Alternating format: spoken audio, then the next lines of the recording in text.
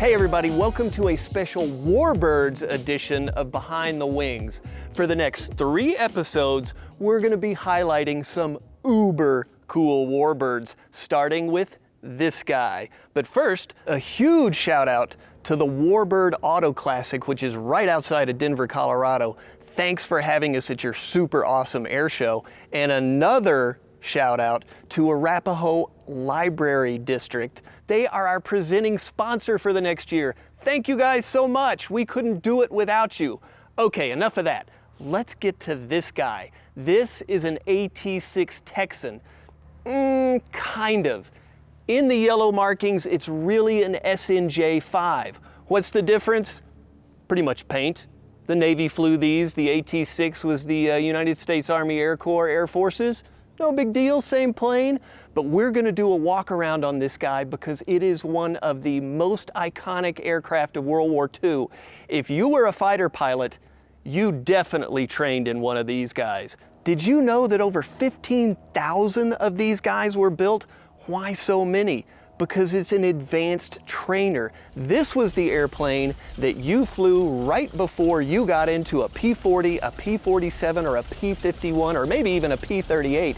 This was the graduation aircraft. If you could fly this thing, you could fly anything.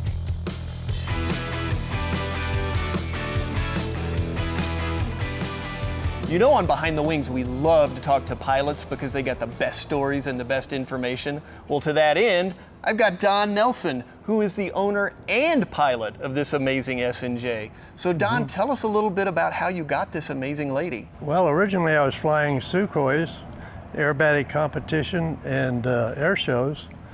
I did that for about 20 years and I decided to make a change to warbird flying and aerobatics. Well, you made a great change, I would say. This is a great airplane. So now she's yellow. We talked about that a little bit. Yellow is for Navy, but explain the markings. What does the PA mean? PA stands for Pensacola.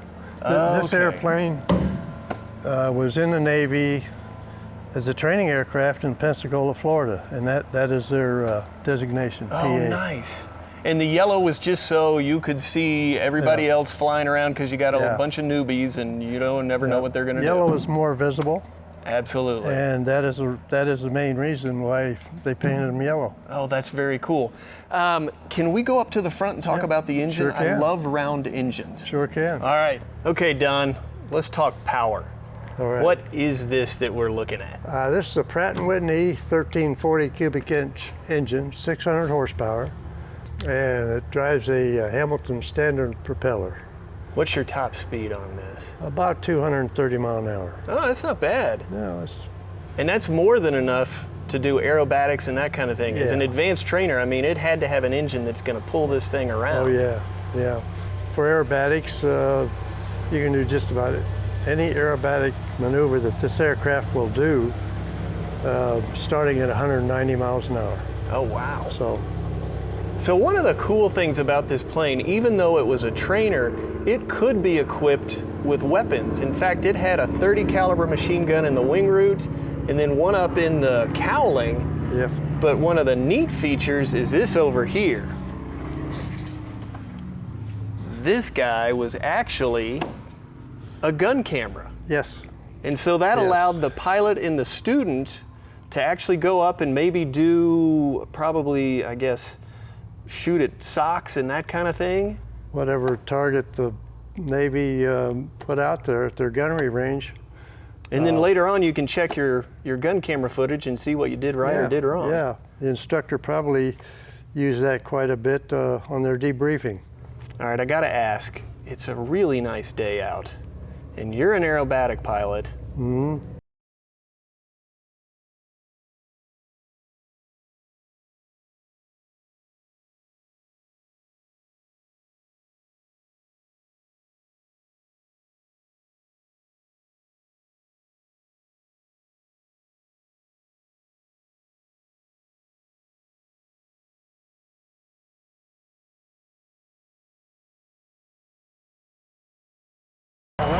Or 172, it's got kind of that vibration to it. Yeah, it vibrates and kind of noisy. I I'm assuming that vibration is coming from the radial engine. Yes, it is. You know, it kind of wants to put you to sleep. What got you into aerobatics? Well, I did just a little bit of aerobatics in the Army, but I took a course down at San Antonio Airport here in Denver. Oh, did you really? A $5 course in a pit S2B. So in World War II, if we were flying along and I was instructor and you were student, I can see how the instructor doesn't have a great view back here. Oh. Off to the side, it's okay. Yeah. But boy, forward trying to land from the back seat would be a little bit difficult. I see some buffalo. We'll check them out later. Okay.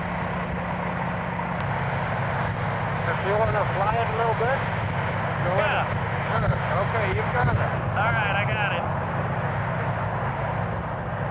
Well, I guess I can honestly say I've now flown a T-6. Yes, you have. I'm not very good at it.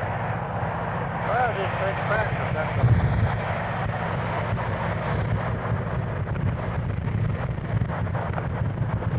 That's not bad. Well, you want to do aerobatic?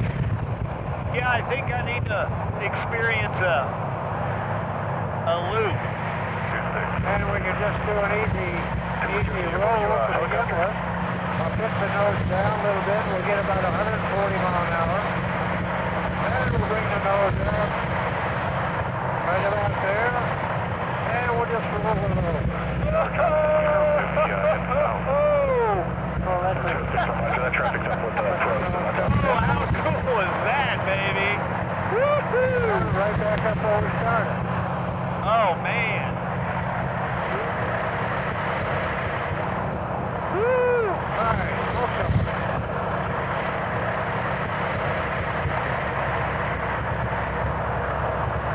Feel like I'm in a dive bomber.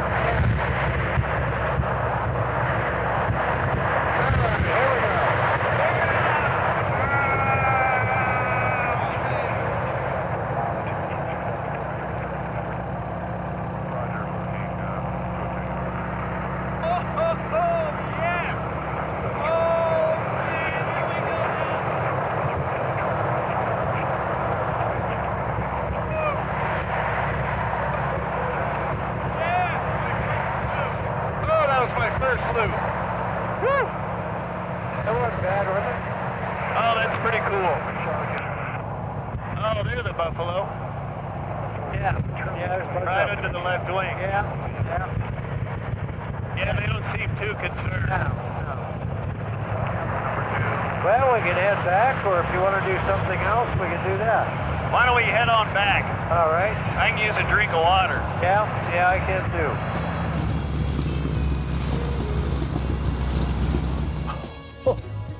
That was the coolest thing I have ever done. I love the part when we're coming over the top of the loop and I could look down and see the smoke. Yeah. But I gotta be honest, my favorite part was a buffalo. That was really cool. I can agree with you. Don I can agree Nelson, with you. thank you so Sure, much. you're This welcome. was awesome. And thank you guys for tuning in. If you've got questions or comments, make sure to hit us up on YouTube and Facebook. Thanks for watching.